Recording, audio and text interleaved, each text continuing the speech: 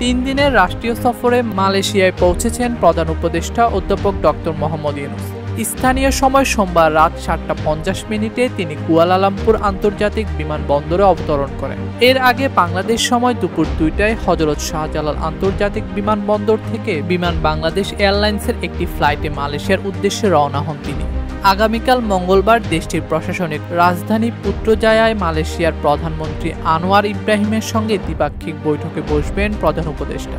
বৈঠকে রোহিঙ্গা প্রত্যাবাসন, শ্রমবাজার সম্প্রসারণ, গভীর সমুদ্রের সঠিক ব্যবহার, কৃষি এবং দ্বিপাক্ষিক বাণিজ্য জোরদারের মতো গুরুত্বপূর্ণ বিষয়গুলো আলোচনায় আসবে বলে ধারণা করা হচ্ছে। রোহিঙ্গা প্রত্যাবাসন ইস্যুতে মালয়েশিয়া ও এশিয়ানভুক্ত দেশগুলোকে আরও সক্রিয় ভূমিকা নিতে আহ্বান জানাবে ঢাকা। প্রধান উপদেষ্টার এই সফরের সঙ্গে রয়েছেন পররাষ্ট্র উপদেষ্টা মোহাম্মদ তৌহিদ হোসেন, জ্বালানি উপদেষ্টা মোহাম্মদ ফাউজুল কবির খান, আইন উপদেষ্টা আসিফ নজরুল সহ উচ্চপদস্থ কর্মকর্তারা। ডেস্ক রিপোর্ট, দৈনিক দেশকাল।